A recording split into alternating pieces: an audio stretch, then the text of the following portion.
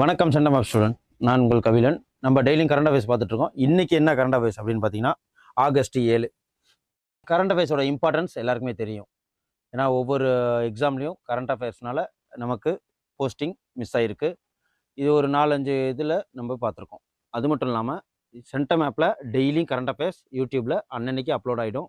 At the same time உங்களுக்கு monthly current affair magazine வேணும்னா கீழே தெரிகிற நம்பருக்கு கால் பண்ணுங்கள். நாங்கள் உங்களுக்கு கம்பைலேஷன் பண்ணி எவ்ரி மந்த்துக்கு உண்டான கரண்ட் அஃபேர்ஸை உங்களுக்கு கொடுத்துட்றோம்.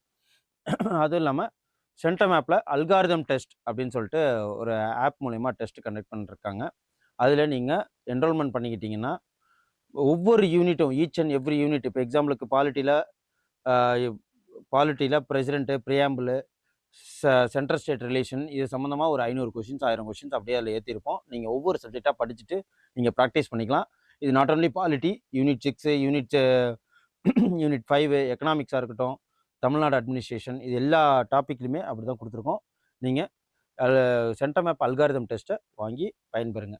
வாங்க இன்றைக்கி உண்டான கரண்ட் அஃபேர்ஸ் போய் பார்ப்போம். ஃபர்ஸ்ட் கொஸ்டின், மத்திய சுகாதார அமைச்சகத்தின்படி உறுப்பு தானம் அதிக அளவில் நடைபெறும் மாநிலம் எது அப்படின்னு பார்த்தீங்கன்னா, தெலுங்கானா மாநிலத்தில் உறுப்பு தானம் அதிகமாக பண்ணுறாங்க. ஓகே, ஸோ இப்படிலாம் இருக்குல்ல. உறுப்பு தானம் அதிக அளவில் நடைபெறும் மாநிலம் எது அப்படின்னு கேட்டிங்கன்னா, தெலுங்கானா மாநிலம் உறுப்பு தானம் அதிகமாக பண்ணுறாங்க இந்தியாவிலேயே. தெலுங்கானா இது சொல்லியிருக்கிறது யார் அப்படின்னா, the highest state with the highest organ donation rate Telangana. So இதை பார்த்துக்குங்க. அதிக அளவில் நடைபெறும் மாநிலம் தெலுங்கானான்னு சொல்லியாச்சு. டெல்லியில் நடைபெற்ற தேசிய உறுப்பு தான விழாவில், தேசிய உறுப்பு தான தின விழாவில் இதை அறிவிச்சாங்க.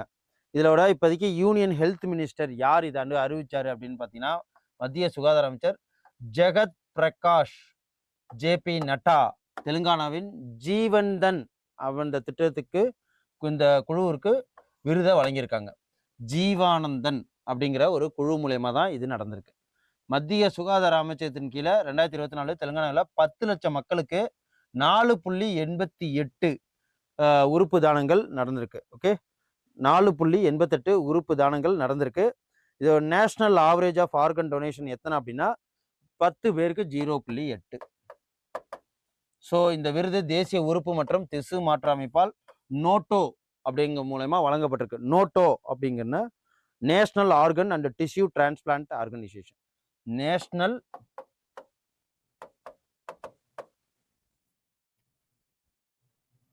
ஆர்கன் அண்ட் டிஷ்யூ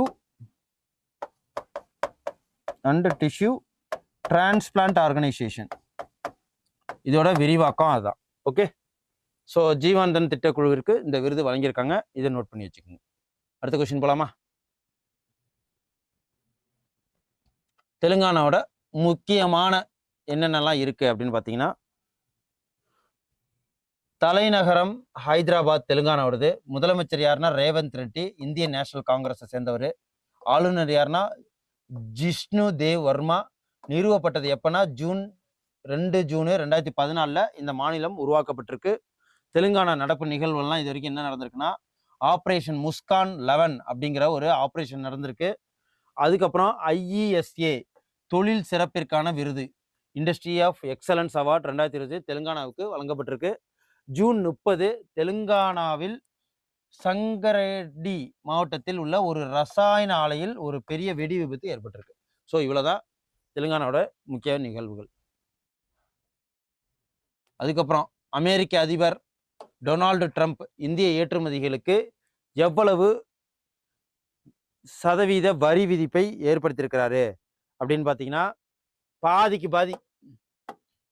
ஓகேவா, பாதிக்கு பாதி அமெரிக்க டொனால்டு ட்ரம்ப் இந்தியாவோட ஏற்றுமதிகளுக்கு என்ன பண்ணியிருக்கிறாரு, வரி விதிப்பை டேரிஃபை உயர்த்திருக்கிறாரு 50%.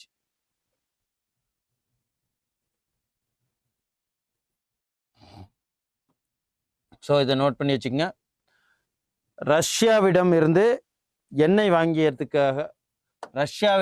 எண்ணெய் வாங்குவது தொடர்பாக இந்தியாவிற்கு எச்சரிக்கை விடுத்த சில நாட்களுக்கு பிறகு இந்தியாவிலிருந்து வரும் பொருட்களுக்கு 25% வரி விதிக்கும் நிர்வாக உத்தரவை ஏற்படுத்தினவர் இப்போ 50% அதிகப்படுத்தியிருக்கிறார். ட்ரம்பின் இந்த நடவடிக்கை பிறகு இந்திய பொருட்களுக்கு 50% வரை விதிச்சிருக்காங்க.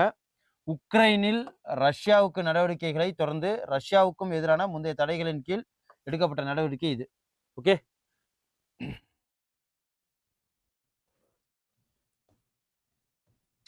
HQ-16 என்ற ஏவுகணை எந்த நாட்டினால் உருவாக்கப்பட்ட ஒரு மேற்பரப்பில் இருந்து வானில் தாக்கப்படக்கூடிய ஏவுகணை, அதாவது சர்ஃபேஸ் டு ஏர் மிசைல் சாம்னு சொல்லுவாங்க. எந்த நாடு அப்படின்னு பார்த்தீங்கன்னா HQ என்ற ஏவுகணை சீனா நாட்டை சேர்ந்தது. ஓகேவா, இந்த ஏவுகணை சீனா நாட்டை சேர்ந்தது.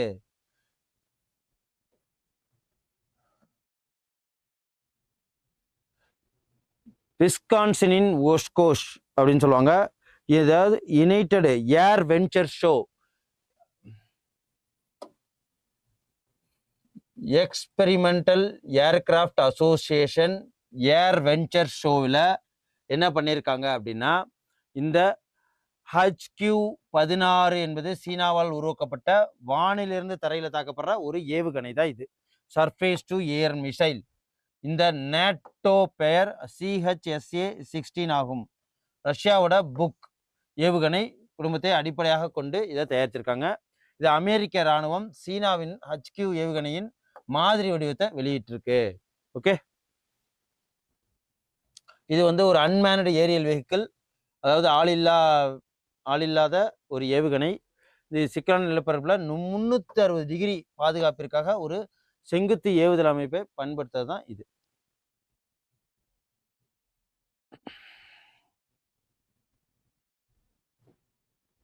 சீனாவோட முக்கியமான என்னென்ன இருக்கு அப்படின்னு பார்த்தீங்கன்னா, ஃபேக்ட்ஸு, தலைநகரம் பெய்ஜிங்கு, தலைவர் யாரு ஜின்பிங், அலுவல் மொழி என்ன மாண்டரின், சீனாவோட நடப்பு நிகழ்வு என்ன, கோ மே புயல் எங்க வந்திருக்கு அப்படின்னா டைஃபூன் கோ மே சைனாவில் நடந்திருக்கு. இது என்னைக்கு நேத்தி கரண்ட் அஃபேர்ஸ்ல பார்த்தோம். 5 ஆண்டுகளுக்கு பிறகு சீன நாட்டவர்களுக்கு சுற்றுலா விசா வழங்க இந்தியா முடிவு செய்திருக்கு. உலகிலேயே மிகப்பெரிய நீர்மின் நிலையம் யார்லுங் தசாங்பூ நதியில் சீனா ஹைட்ரோ எலக்ட்ரிக் பவர் பண்ணியிருக்காங்க. தசாங்பூனா என்னது, பிரம்மபுத்திரா ரிவர் கீழே. ஓகே, ஸோ இது பார்த்துக்குங்க. சமீபத்தில் பிரதமர் மோடி பரீட்சா பே சர்ச்சா என்ற நிகழ்ச்சி எத்தனை பதிவு எண்ணிக்கையுடன் கின்னஸ் உலக சாதனையை படைச்சிருக்கு? பரீட்சா சே சர்ச்சா அப்படின்னா ஸோ எத்தனை இதில் படைச்சிருக்கு அப்படின்னு பார்த்தீங்கன்னா 3.53 கோடி. ஓகே, 3.53 கோடியில் இந்த பரீட்சா பே சர்ச்சா இது என்ன அப்படின்னா, பரீட்சா பே சர்ச்சா அப்படிங்கிறது ஒரு மாதத்துல ஒரு குடிமகள் ஈடுபாட்டு தளத்தில் அதிக எண்ணிக்கையில் மக்கள் பதிவு செய்தமைக்காக கின்னஸ் உலக சாதனை. ஓகே, குடிமக்கள் ஈடுபாட்டு தளத்துல இந்த ஆண்டு முன்னாக நடைபெற்ற இந்த நிகழ்ச்சியில 8வது பதிப்பு மை கவர்மெண்ட் தளத்துல அசாதாரணமாக 3.53 கோடி பேர் இதுல ரெஜிஸ்டர் பண்ணாங்க. அதுதான் இது கின்னஸ் ரெக்கார்ட்.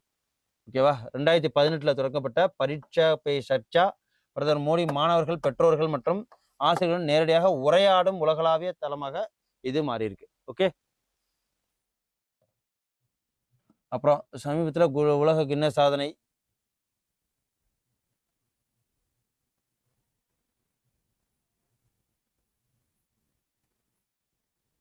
கர்நாடகா மாநிலம் மங்களூரை சேர்ந்த மாணவி ரமனோ பெரேரா 170 மணி நேரம் பரதநாட்டியம் ஆடி உலக சாதனை படைச்சிருக்காங்க.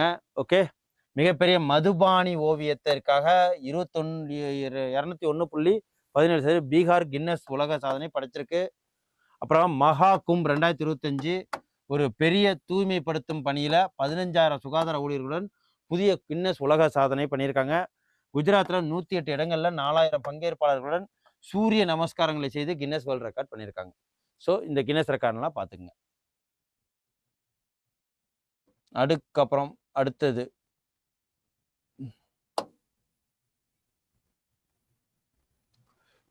கிரஷின்கோ வல்கானோ. கிரஷின்கோ volcano is erupted for the first time approximately 60 வருஷத்துக்கு அப்புறம். இந்த கிரஷின்கோ அப்படிங்கிற ஒரு எரிமலை ஏறத்தாழ 600 ஆண்டுகளுக்கு பிறகு சமீபத்தில் வெடித்திருக்கு. எங்க அப்படின்னா ரஷ்யால. வல்கானோ எரப்ட்ஸ் இந்த ரஷ்யா ஆஃப்டர் 60 இயர்ஸ்க்கு அப்புறம். Kamchatka on alert. எதனால அப்படின்னா இங்கே தான் 8.7 ரிக்டர்ல நிலநடுக்கம் மேக்னிடியூட்ல நிலநடுக்கம் நடந்தது, எர்த்குவைக்கு நடந்தது. ஓகேவா? அதுக்கப்புறம்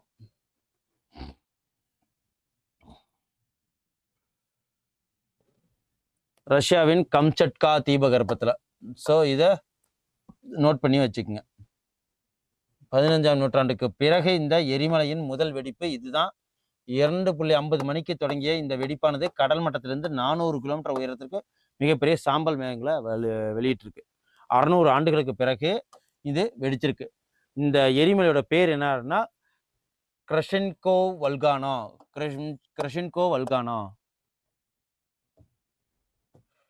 ரஷ்யாவோட தலைநகர் எது அப்படின்னா மாஸ்கோ. நாணயம் வந்து ரஷ்யா ரூபெல். கண்டம் எது? ஐரோப்பிய ஆசிய கண்டம். அலுவல் மொழி ரஷ்யனு. பிரதமர் மிக்கேல் மிஸ்டின். அதிபர் விளாடிமிர் புதின். நடப்பு நிகழ்வுகள் இப்போ வரைக்கும் என்ன நடந்திருக்கு அப்படின்னா ஜூலை புயல் ரஷ்யாவில் நடந்திருக்கு, ஜூலை ஸ்ட்ரோமு. அப்புறம் ரஷ்யாவின் கம்சட்கா தீபகற்பத்தில் 7.7 ரிக்டர் அளவில் சக்தி வாய்ந்த நிலநடுக்கம் எங்கே ஏற்பட்டது அப்படின்னு பார்த்தீங்கன்னா அதுவும் ரஷ்யாவில் தான். சோவியத் கால பயணிகள் விமானம் என்று எங்கே விபத்துக்குள்ளானது அப்படின்னா அங்கே தான். ஆப்கானிஸ்தானில் உள்ள தலிபான் அரசாங்கத்தை ரஷ்யா அதிகாரப்பூர்வமாக அங்கீகரித்திருக்கு. ஸோ இவ்வளோதான் ரஷ்யா பற்றின சில கரண்ட் அஃபேர்ஸ். அதுக்கப்புறம் ஹிரோஷிமா தினம். ஹிரோஷிமா நாகசாகி 2020 எந்த தேதியில் கொண்டாடப்படுது அப்படின்னு பார்த்தீங்கன்னா 6 ஆகஸ்ட் 6ஆம் தேதி. ஹிரோஷிமா நாகசாகி. ஹிரோஷிமாவில் என்ன பண்ணாங்க? குண்டு வெடிச்சாங்க இல்லையா, குண்டு போட்டாங்க இல்லையா? ஸோ அதனால நியூக்ளியர் எஃபெக்ட்லாம் வந்தது ஹீரோஷிமா நாகசாகியில். ஸோ அதனால நியூக்ளியர் ட்ரீட்டி கூட கொண்டு வந்தாங்க, நம்மளுக்கு யூஸ் பண்ணக்கூடாதுன்னு. ஆகஸ்ட் 6 ஒவ்வொரு ஆண்டும் ஆகஸ்ட் 6ஆம் அன்று 2ஆம் உலகப் போரின் போது 1945 ஜப்பானிய நகரமான ஹீரோஷிமாவில் அமெரிக்கா அணுகுண்டு போட்டுச்சு இல்லையா, அந்த பேரழிவு கணத்தை கொண்டாடுற விதம் தான் இது. ஓகேங்களா? நினைவு கூறும் வகை. 1945 ஆகஸ்ட் 6ஆம் தேதி அணுகுண்டை ஹீரோஷிமாவில் வீசிய போது இந்த இது நடந்தது. ஸோ இதுதான் 3 நாட்களுக்கு பிறகு நாகசாகி மீது மற்றொரு அணுகுண்டும் தாக்குதல் நடத்தப்பட்டிருக்கு. ஓகேவா? இதை மட்டும் தெரிஞ்சு வச்சுக்கோங்க. அப்புறம் டாக்டர் எம்.எஸ். சாமிநாதனின் நினைவாக மகாராஷ்டிரா கவர்மெண்ட்டு என்னது சஸ்டைனபிள் அக்ரிகல்ச்சர் டே, நேற்று நியூஸில் பார்த்தோம் இல்லைங்களா, சஸ்டைனபிள் அக்ரிகல்ச்சர் டே ஒன்று கொண்டு வந்திருக்காங்க. இந்த சஸ்டைனபிள் அக்ரிகல்ச்சரல் டே வேளாண்மை நிலையான வேளாண்மை தினமாக அனுசரிக்கப்பட்டிருக்கு. என்னைக்கு அப்படின்னா ஆகஸ்ட் 7 இன்னைக்கு. ஓகேவா? Maharashtra declare August 7 as the sustainable agriculture day in the honor of doctor Swaminathan. Doctor சுவாமிநாதன்ங்கிறது யாரு அப்படின்னா இந்தியாவில் ஏற்படுற 1960 காலங்களில் ஹை ஈல்டிங் வெரைட்டிஸ் மூலயமா நம்மள ரைஸ்லையும் பேடிலையும், அதாவது கோதுமை அண்டு அரிசியில் நம்மளை தன்னிறைவு நாடாக, அதாவது உணவு பற்றாக்குறையை போக்குனது இவர் தான். இவர் என்னன்னா எந்த இது, அதாவது குறைவான நேரத்தில் ஹை ஈல்டிங் வெரைட்டி சீட்ஸ் போட்டு நார்மன் பொல்லாக், அதாவது father of agriculture in all over the world, இவர் father of agriculture in India, அந்த ஒரு மெத்தடை இங்கே யூஸ் பண்ணி வெற்றியும் கண்டார். Okay, doctor MS. சுவாமிநாதன் நினைவாக மகாராஷ்டிரா நிலையான வேளாண்மை தினத்தை கொண்டாடப்படுது. Doctor MS. சுவாமிநாதன் ஆகஸ்ட் 7ஆம் தேதி ஆண்டுதோறும் நிலையான வேளாண்மை தினமாக மகாராஷ்டிரா அரசு முடிவு செஞ்சிருக்கு.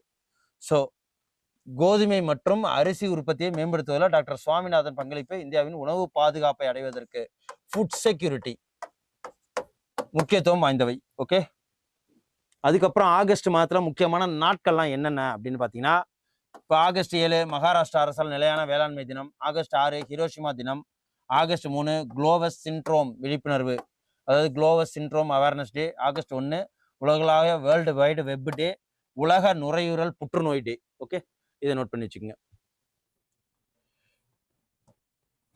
அடுத்த question, M S. Swaminathan the man fed India அப்படிங்கிற the man who fed India என்ற புத்தகத்தை எழுதியது யாரு? வேற யாரு? பிரயம்பதா ஜெயக்குமார். இதுல இருக்குங்களா, பிரயம்பதா ஜெயக்குமார்.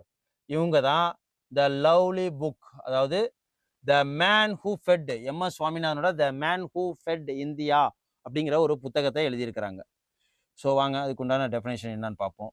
பிரயம்பதா ஜெயக்குமார் அப்படிங்கிறவங்க எம்.எஸ். சுவாமிநாதன் இந்த புக்கை இந்தியாவின் தலை சிறந்த விவசாய விஞ்ஞானி அப்படிங்கிற அஞ்சலி செலுத்தும் விதமாக இந்த புக்கை எழுதியிருக்காங்க. ஓகே, பிரயம்பதா ஜெயக்குமார் எழுதியுள்ளார். இந்த ஹார்பர் கோலின்ஸ் வெளியிட்ட இந்த புத்தகம் பசுமை புரட்சியின் போது இந்தியா உணவு உற்பத்தியில் தன்னிறைவு அடைய முக்கிய பங்காற்றிய தொலைநோக்கு பார்வை கொண்டவரான எம்.எஸ். சுவாமிநாதன் ஆழ்ந்த மனித நேயத்தையும் ஊக்கமளிக்கும் உருவத்தையும் வழங்குது அப்படின்னு சொல்லிட்டு விவரிச்சிருக்காங்க. ஸோ இதையும் நோட் பண்ணி வச்சுக்கோங்க. அப்புறம் ஜாகுவார் லேண்ட் ரோவர் நிறுவனத்தின் புதிய தலைமை நிர்வாக அதிகாரியாக யாரை நியமனம் பண்ணியிருக்காங்க அப்படின்னா பி.பி. பாலாஜி. இது எந்த இது? ஜாகுவார் லேண்ட் ரோவர்லாம் இதுல யாரோட கம்பெனி தெரியுமா? டாட்டாவோட கம்பெனி. ஓகே, இவங்க பி.பி. பாலாஜிங்கிறவரை அதுக்கு சிஇஓ தலைமை நிர்வாக அதிகாரியாக நியமனம் பண்ணியிருக்காங்க. ஓகே,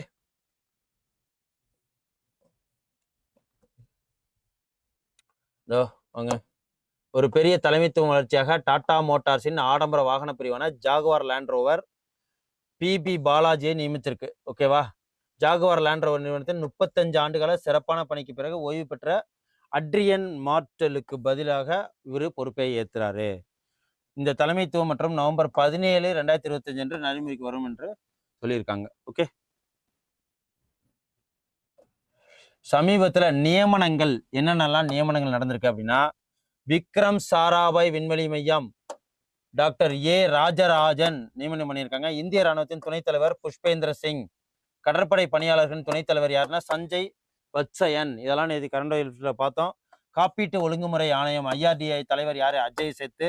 சன்சத் டிவியோட தலைமை நிர்வாக அதிகாரி உத்பல் குமார் சிங். LICயோட MD ஆர் துரைசாமி அவர்கள். அதுக்கப்புறம் RBI கவர்னர் சஞ்சய் மல்ஹோத்ரா. 16வது நிதி ஆணையம் டாக்டர் அரவிந்த் பனகரி அவர்கள். இவர் முன்னாள் நித்தி ஆயோக். பிரதமர் நரேந்திர மோடி தனிச்செயலாளர் நிதி திவாரி. ஸோ இதெல்லாம் அப்பப்போ பார்க்கும்போது மனப்பாடம் பண்ண வேண்டிய அவசியம் இல்லை, உங்களுக்கு ஈஸியாக புரியும். அடுத்த கொஸ்டின், 2024ஆம் ஆண்டின் உலகின் 5வது பெரிய விமான போக்குவரத்து சந்தையாக எது வந்திருக்கு? இந்தியா தான். ஓகேவா? India emerge as the 5th biggest aviation market in 2024. So இதை பற்றின டெஃபினேஷன் பார்ப்போம். இந்தியா 2024 இந்தியா அஃபிஷியலி, அதாவது 2024 211 மில்லியனுக்கு அதிகமான பயணிகளை கையாண்டதுனால, அதாவது 211 மில்லியன் பேசஞ்சரை 2024 5th லார்ஜஸ்ட் ஏவியேஷன் மார்க்கெட்டாக இந்தியா வளர்ந்துருக்கு, இத்தனை பேரை அழைச்சிட்டு போனதுனால. ஓகே, இந்த தகவல் சர்வதேச விமான போக்குவரத்து சங்கம் IATA. அது என்ன IATA அப்படின்னா the world air transport statistic, WATA.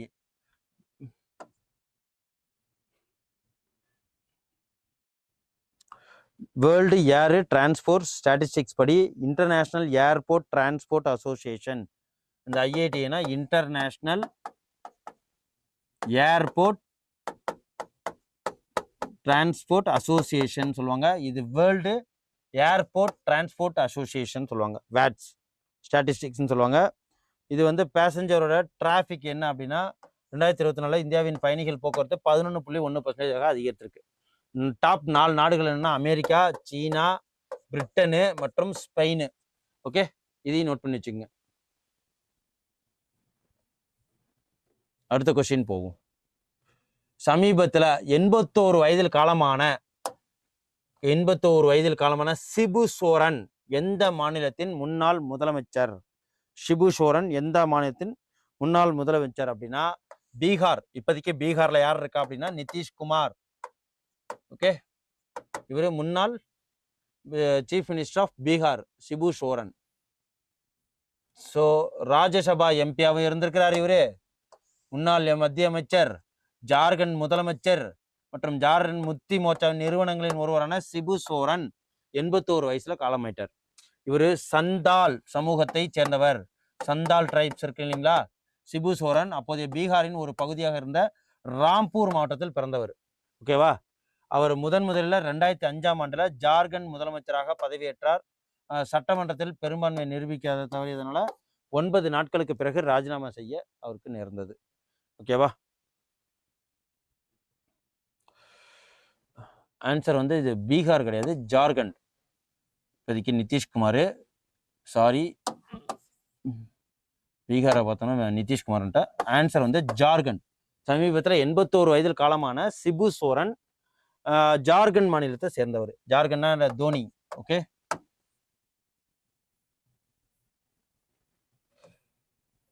அப்புறம் மனித வெளி கிரக ஆய்வு, அது என்ன? ஹோப் ஆராய்ச்சி நிலையம் எந்த மாநிலம் அமைந்துள்ளது அப்படின்னு பார்த்தீங்கன்னா லடாக். ஓகேவா. இந்தியன் ஸ்பேஸ்னா ஹியூமன் அவுட்டர் பிளான்ட் எக்ஸ்ப்ளோரேஷன். இந்த ஹோப்புங்கிறது என்ன அப்படின்னா ஹியூமன்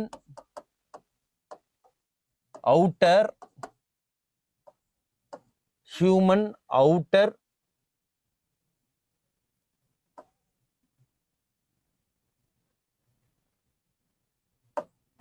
பிளானட் எக்ஸ்ப்ளோரேஷன் அப்படிங்கிற ஆராய்ச்சி நிலையம் எந்த இதில் இருக்கு அப்படின்னா லடாக்ல இருக்கு. ஓகேவா. Human outer post planetary exploration அப்படிங்கிறது இது என்ன அப்படின்னா பெங்களூரை சேர்ந்த விண்வெளி தொழில்நுட்ப நிறுவனமான புரோட்டோ பிளான்ட் இந்த விண்வெளி ஆராய்ச்சி நிறுவனத்துடன் இஸ்ரோ வந்து லடாக்ல சோகார் பகுதியில் இதை ஓப்பன் பண்ணியிருக்காங்க. மனித வெளி கிரக ஆய்வு நிலையம் இது ஓப்பன் பண்ணியிருக்காங்க லடாக்ல. ஸோ அடுத்தது போயிடும். இண்டஸ்இண்ட் வங்கியின் புதிய நிர்வாக அதிகாரிய இயக்குநராகவும் தலைமைச் செயல் அதிகாரியும் நியமிக்கப்பட்ட யார் அப்படின்னு கேட்டாங்கன்னா ராஜீவ் ஆனந்த் அவர்களை இண்டஸ்லேண்ட் பேங்கோட புதிய செயல் அதிகாரியாக சீஃப் எக்ஸிக்யூட்டிவ் ஆஃபீஸராக இவரை நியமனம் பண்ணியிருக்காங்க. இண்டஸ் வங்கி இந்தியாவில் ஒரு முன்னணி தனியார் துறை வங்கி. புதிய நிர்வாக இயக்குனர் எம்டினா யார் மற்றும் தலைமை செயல் அதிகாரியாக ராஜீவ் ஆனந்தை நியமிச்சிருக்காங்க. ஓகேவா. ஆகஸ்ட் 25 அன்று தொடங்கி ஆகஸ்ட் 24 வரை இது தொடரும். அப்புறம் மணிப்பூரில் குடியரசுத் தலைவர் ஆட்சி ராஜ்யசபாவால் எவ்வளவு காலத்திற்கு நீட்டிக்கப்பட்டிருக்கு அப்படின்னு பார்த்தீங்கன்னா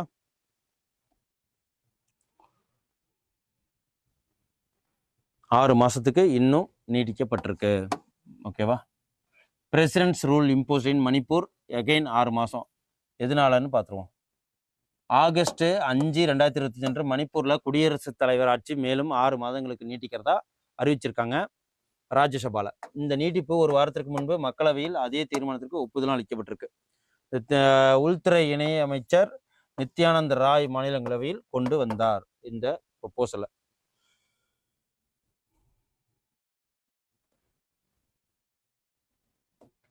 அப்புறம் இந்திய மின்சார வாகன போக்குவரத்து குறியீட்டை IEMI அப்படின்னா Indian electric mobility index. Indian electric mobility index என்ற நிறுவனம் தொடங்கியிருக்கு. எங்க அப்படின்னா நித்தி ஆயோக் தொடங்கியிருக்காங்க. ஓகேங்களா. India electric mobility index 2004 tracking electric mobility Indian state NITI ஆயோக்கு திறந்திருக்கு. ஸோ இது என்ன அப்படின்னா நித்தி ஆயோக சமீபத்தில் இந்திய மின்சார வாகன போக்குவரத்து குறியீட்டை அறிமுகப்படுத்துனுச்சு. அந்த மின்சார இதில் அதாவது யூனியன் டெரிட்டரி அண்ட் எல்லா ஸ்டேட்லையுமே என்னது 16 இண்டிகேட்டர்ஸ் மூலயமா இது 3 முக்கிய கருப்பொருள்களின் கீழ் 16 குறிக்கோள்கள் 100க்கும் அனைத்து மாநிலங்கள் மற்றும் யூனியன் பிரதேசங்களையும் மதிப்பிடுறதா இது சொல்லியிருக்கு. இந்த infrastructure readiness, charging infrastructure readiness, அப்புறம் வந்து EV research and innovation status, electrification போக்குவரத்து மின்மயமாக்கல் முன்னேற்றம், அப்புறம் தேவை பக்கத்தில் மின்சார வாகனங்கள், அதுக்கப்புறம் ராஜிங் உள்கட்டமைப்பு தயாரிப்பு, சார்ஜிங் உள்கட்டமைப்பு, இது அனைத்துமே மேற்கொள்ளணும் இந்தியாவில் அப்படின்னு சொல்லிட்டு நித்தி ஆயோக் முடிவு பண்ணியிருக்கு. இதை நோட் பண்ணி வச்சுங்க. இன்று உங்களுக்கு வழங்கின இந்த கரண்ட் அஃபேர்ஸ் ரொம்ப ரொம்ப யூஸ்ஃபுல்லாக இருக்குன்னு நான் நம்புகிறேன். நாளைக்கு இம்பார்ட்டண்டான கரண்ட் அஃபேர்ஸில் உங்களை வந்து சந்திக்கிறேன். நீங்கள் கீழே தெரிகிற சென்டர் மேப் ஆஃபீஸ்க்கு ஃபோன் பண்ணி group 2 2A prelims general English, general Tamil and general studies classes, online classes போய்கிட்டு இருக்கு. நீங்கள் உங்களை ஃபோன் பண்ணி என்ரோல் பண்ணிக்கங்க. ஃபீஸு 2999 ரூபா மட்டும்தான். அது மட்டும் இல்லாமல் சென்டர் மேப்போட அல்காரிதம் டெஸ்ட் ரொம்ப ரொம்ப முக்கியம். ஏன்னா ப்ராக்டிஸ் மேக் மேன் பர்ஃபெக்ட்னு சொல்லுவாங்க. அதே மாதிரி இதை நிறைய கொஷின்ஸ் போட போட உங்களுக்கு எலிமினேஷன் மெத்தட் வரும். நிறையா படித்ததுக்கு இருந்தால் வரும். உங்களை பிரெயினை இன்டியூஸ் பண்ணிகிட்டே இருக்கும். அதுக்கும் எக்ஸாமுக்கு இது பண்ணுங்கள். மேற்கொண்டு எவ்ரி மந்த்து உங்களுக்கு கரண்ட் அஃபேர்ஸ், உங்களுக்கு மேகசின்ஸ் வழங்கப்படும். நீங்கள் நம்பருக்கு கால் பண்ணி வாங்கிக்கோங்க. நன்றி, வணக்கம். Send a map. You dare to dream, we care to accomplish.